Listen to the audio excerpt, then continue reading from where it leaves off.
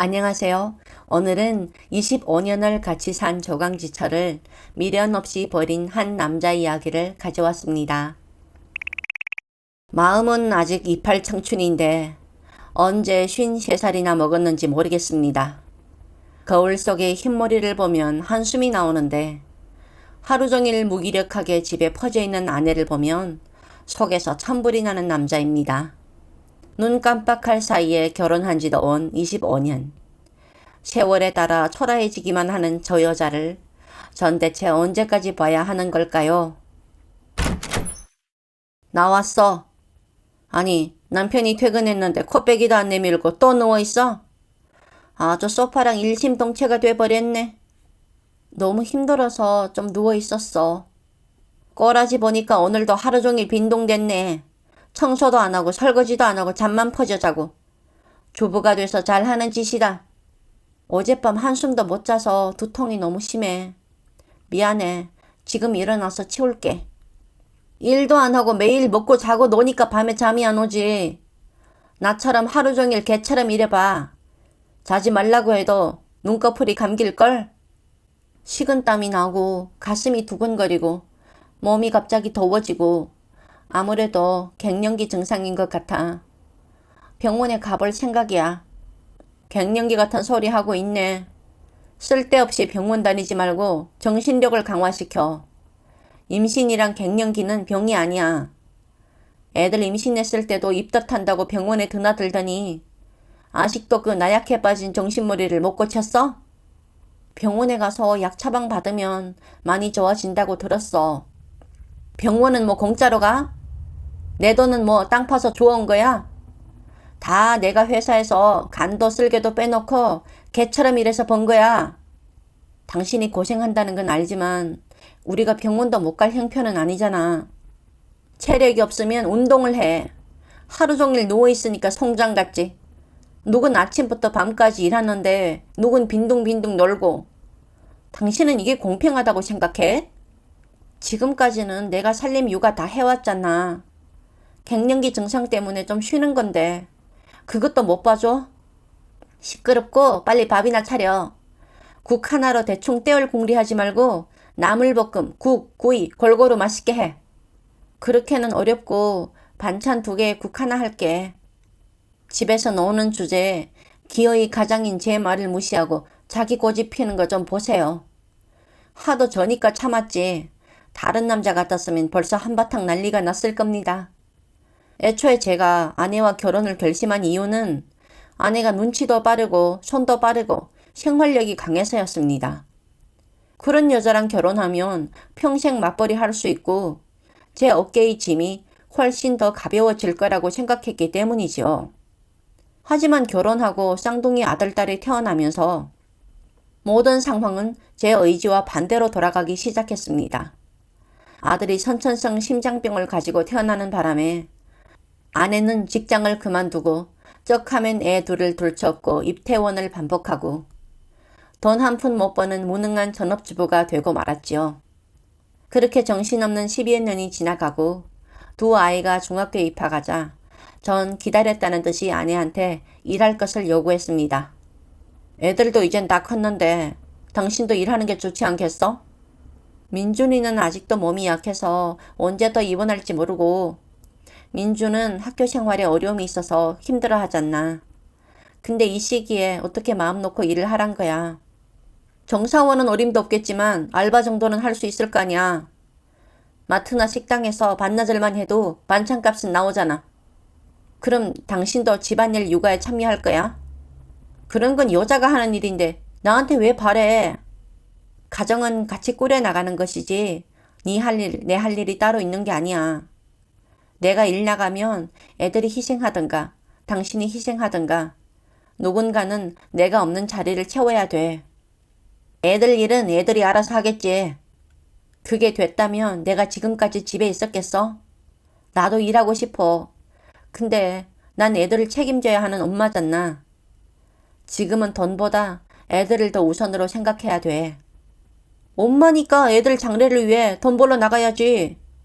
그러니까 애들 아프고 학교에 일이 생기면 당신이 알아서 대처할 수 있겠냐고 묻고 있잖아. 나한테 의지하지 마. 난 일해서 돈 버는 사람이지 애들 키우는 사람이 아니야. 당신하고 말하면 벽 보고 말하는 것 같아. 10년을 넘게 살아도 당신은 늘 남처럼 나와 애들한테 무관심하고 돈밖에 몰라. 결국 일하러 가기 싫으니까 애들 핑계대고 눌러 앉으려는 거겠죠. 그렇게 아내는 결혼 25년 동안 쭉 전업주부로 살았고 애들도 다 성장해서 지금은 독립해서 각자 살고 있습니다. 애들도 독립했으니까 육아 핑계 못 대고 일하러 나갈 줄 알았는데 이젠 또 갱년기 핑계를 대니까 제가 화가 나지 않고 되겠습니까? 일도 안 하는 주제에 밥도 제대로 안 하고 청소도 안 하고 공기 빠진 공 같고 삶은 시래기 같은 여자랑 어떻게 같이 삽니까? 원래는 저런 여자가 아니었는데 대체 왜 저렇게 무기력한 우울증 환자가 됐는지 살림도 안 하는 주제에 죽을 때까지 저한테 기생하려는 건지 평생 먹여 살린 것만 해도 억울해 죽겠는데 죽는 날까지 아내를 부양해야 한다고 생각하니까 저도 몰래 이혼이라는 키워드가 머릿속에서 빙빙 돌았습니다. 세상에 뭐 이런 남자가 다 있습니까? 숨이 턱턱 막히는 것 같네요. 일어나 봐. 할 말 있어. 무슨 말인데 그래? 내가 오래 생각해 봤는데 우린 아닌 것 같아. 뭐가 말이야? 지금까지는 불만이 있어도 참았는데 이젠 애들도 다 독립했으니까 우리 관계도 정리해야지. 당신 대체 무슨 말이 하고 싶어서 그래? 있으나 마나 한 사람이랑 같이 살 필요 없잖나. 날 두고 하는 말이야? 집안에 우울증 환자가 있으니까 나도 전염되는 것 같단 말이야. 난 우울증 진단 받은 적 없어. 매일 우울해 있잖아. 우울한 게 아니라 갱년기 때문에 몸이 아픈 거야. 그게 우울증이지. 난 매일 아프다는 타령하는 사람이랑 같이 살기 싫어. 부부는 힘들 때도 아플 때도 함께 해야 하는 거 아니야? 사람마다 기준이 다르니까. 내가 다르다고 해서 내가 틀린 건 아니잖아. 난 우리 가정을 위해 지금까지 최선을 다했어. 근데 갱년기 증상으로 아프다고 버리겠단 말이야?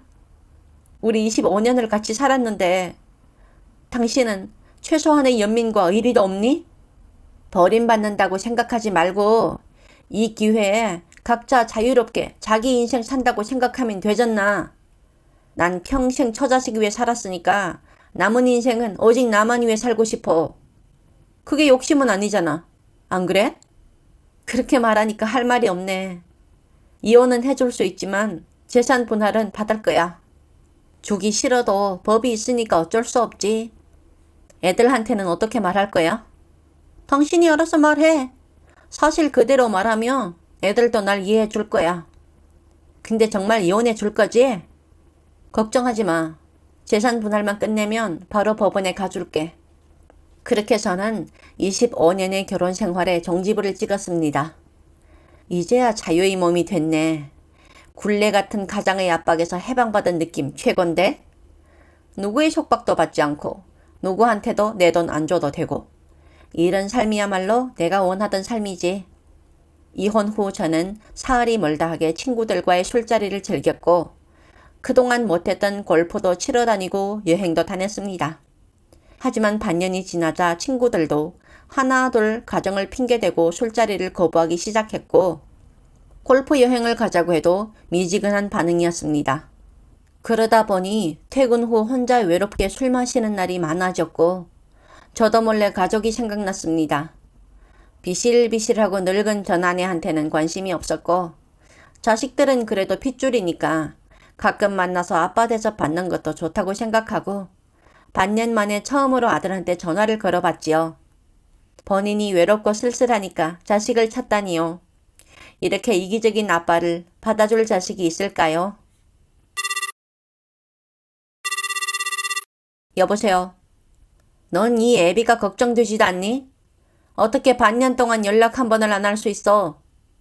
혼자의 삶을 즐기겠다고 엄마를 버리셨잖아요. 혼자 잘 노시라고 연락 안 했고 앞으로도 할 생각 없으니까 집착하지 마세요. 뭐야? 너 싸가지 없이 그게 무슨 말버릇이야? 어릴 땐 제가 몸이 약하다고 경멸의 눈빛으로 쏘아보고 병원비 잡아먹는 돈벌레라고 당장이라도 내다 버릴 것처럼 하찮게 여기더니 나이 먹어선 갱년기로 힘들어하는 아내를 헌신짝처럼 미련 없이 버려놓고 존경해 주길 바랬어요.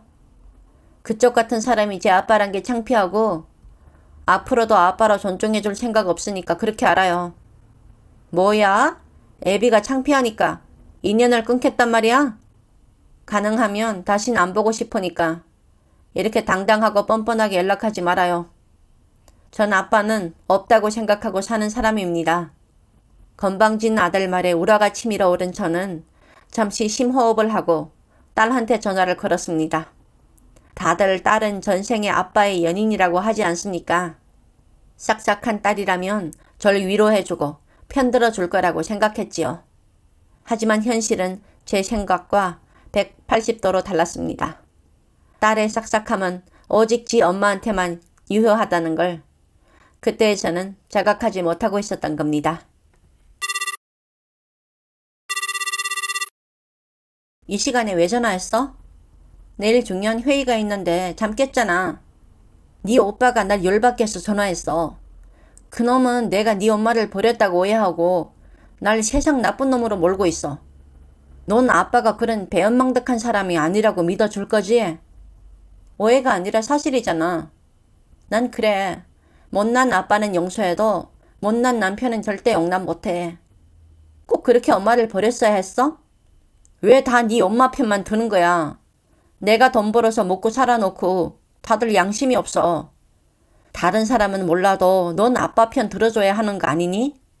내가 널 얼마나 예뻐했는데. 입술에 침이라도 바르고 거짓말 해야지. 내가 학교에서 왕따 당하고 힘들어할 때 학교도 적응하지 못하고 친구도 없는 바보라고 비웃고 윽박지른 거 생각 안 나? 내가 그랬다고? 전혀 기억이 안 나는데? 아니 설사 내가 그랬다고 해도 다 지나간 일이잖아. 니들은 왜 자꾸 과거를 들춰내서 사람을 마녀 사냥하냐고. 과거?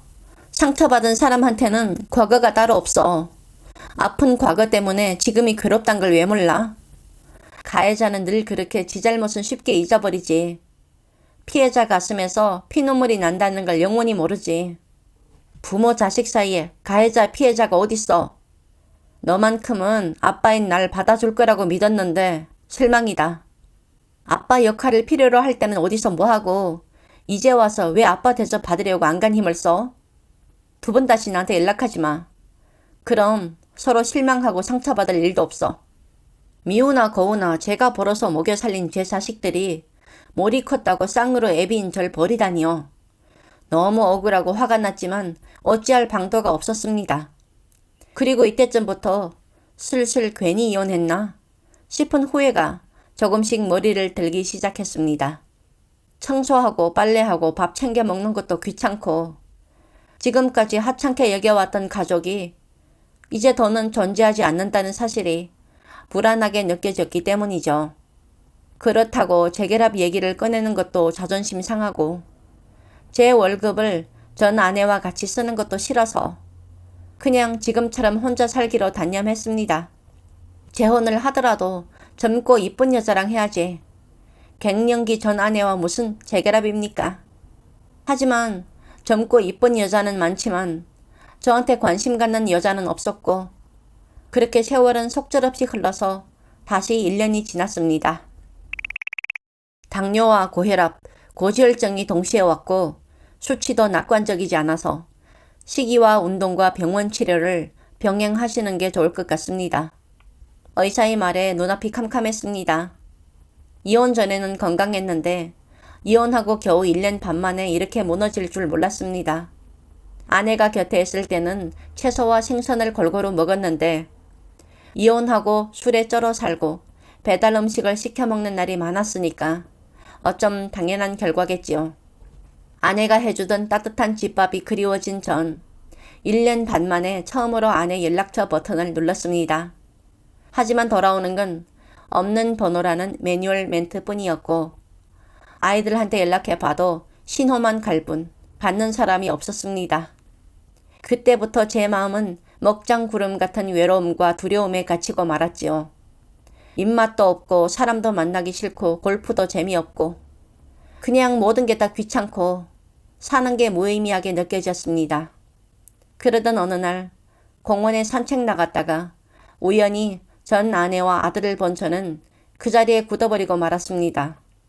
아내가 갓난아기가 누워있는 유모차를 밀고 곁에 있는 아들과 젊은 여자와 하하호호 웃고 있었기 때문이죠. 여보, 불러도 모른 척하는 아내가 마음에 안 들어서 저는 아내의 팔을 잡아당기고 강제로 그 자리에 세웠습니다. 나랑 얘기 좀 해. 이혼한 지가 언젠데 내가 왜 그쪽 여보야. 여보라고 하지마, 토 나오니까.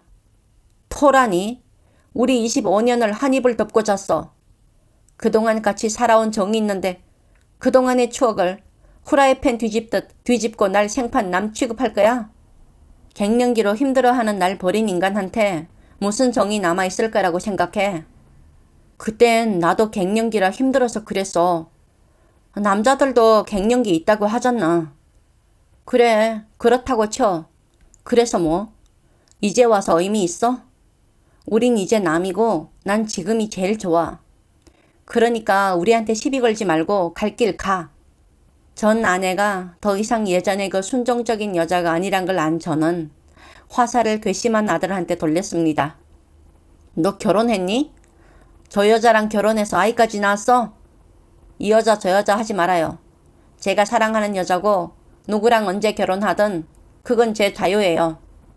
결혼하면서 애비인 나한테 알리지도 않았단 말이야? 아픈 내가 짐덩이 같다고 한 사람, 아픈 엄마를 버린 사람이 무슨 아빠예요? 저한테 아빠는 없으니까 아빠 흉내 내지 말아요. 누구 돈으로 밥 먹고 살고 공부했는지 잊었어? 내가 돈 벌어다 주지 않았더라면 네가 지금처럼 잘 먹고 잘 살 수 있었을 것 같아? 또 그 소리예요? 입만 열면 우리한테 돈 썼단 소리밖에 할 줄 몰라요? 돈만 던져주면 애들이 저절로 크고 돈만 주면 엄마가 공짜 파출부가 돼야 한다고 생각해요? 네가 감히 날 가르치려고 들어? 먹여주고 재워주고 가르쳐준 은혜도 모르는 놈. 배은망덕도 유분수지. 넌 내 아들도 아니야. 저도 그쪽 아들 되고 싶은 생각 1도 없으니까 잘 됐네요. 앞으로는 길에서 만나도 모르는 척 해주실래요? 저도 엄마도 그게 제일 편해요. 네 엄마는 내가 벌어다 준 돈으로 편하게 산 여자야. 근데 왜 내가 아닌 네 엄마한테 효도하냐고. 이건 너무 불공평하다고 생각하지 않니? 제가 아플 때 제 곁에서 손잡아준 사람도 엄마고 성적이 떨어져서 막막해할 때 곁에서 응원해주고 같이 공부해준 사람도 엄마예요. 당신이 한 건 아무것도 없거든요. 내가 한 게 왜 없어? 기억이 안 난다고 무로 만드는 게 어딨냐고. 기억이 안 나긴 왜 안 나요? 술 먹고 밤늦게 들어와서 엄마한테 시비 걸고 마음에 안 맞으면 집안 물건들 다 박살내고 얼굴이 벌게서 엄마랑 나랑 수진이한테 기생충이라고 했잖아. 내가 언제? 난 그런 적 없어. 원래 나쁜 기억은 당한 사람만 기억하는 법이에요. 그 시절 아빠들은 다 그랬어. 보고 배운 게 그것밖에 없어서 그렇게 살았는데 그것도 잘못이고 죄란 말이야? 그게 변명거리가 된다고 핑계대고 있어요. 그래도 돈은 줬어. 돈 먹는 벌레들이라고 한없이 하찮게 대하면서 줬죠. 그런 사람을 우리가 존중하고 감사하게 생각했을 것 같아요. 당신은 왜 가만히 있어? 나도 애들 사랑해줬다고 말해 빨리. 꽂아놓은 보릿자루처럼 가만히 있지 말고 내 편 들어달라고. 내가 왜? 나도 애들이랑 같아. 세상에서 당신이 제일 싫고 엮이고 싶지도 않아. 그러니까 신경 건드리지 말고 가. 미안해. 당신이 그렇게 상처받을 줄 몰랐어. 난 그냥 당신한테 자유를 주고 싶어서 이혼한 건데 날 그렇게 원망할 거란 건 상상도 못했어. 갱년기 증상은 어때? 괜찮아졌어? 이제 와서 뭔 상관이란 거야. 불쾌하니까 내 몸에 손대지 마. 난 남자니까 갱년기가 얼마나 힘든지 잘 모르지. 그때 나한테 병원에 가자고 하지 그랬어. 쓸데없는 돈 쓰지 말라고 병원 못 가게 했잖아. 자기는 술, 담배, 골프, 낚시 하고 싶은 거 다 하면서 난 전업주부라고 아무것도 못하게 윽박지르지 않았어? 내가 그랬을 리가 없는데. 누가 뭐라고 해도 난 당신을 사랑했어. 내 기억 속에 우린 늘 행복했어. 부분적 기억 상실증이라도 걸렸어? 자기한테 불리한 기억만 싹 다 지웠니? 당신이랑 살면서 행복했던 날은 손으로 꼽을 수 있는데 무슨 자신감으로 늘 행복했다고 하는 거야. 2년 동안 혼자 산다고 많이 외로웠지? 몸이 아플 때 곁에 아무도 없으면 서럽잖아. 걱정하지 마. 이젠 내가 곁에 있어줄게. 보기 싫은 사람 안 보니까 건강도 좋아지고 기분도 해피해서 매일이 신나고 행복하거든. 노후에 누구 시중 들면서 사는 건 사절이니까 고양이 쥐 생각하지 말고 저리 가. 그래도 노후에는 배우자가 있어야 하지.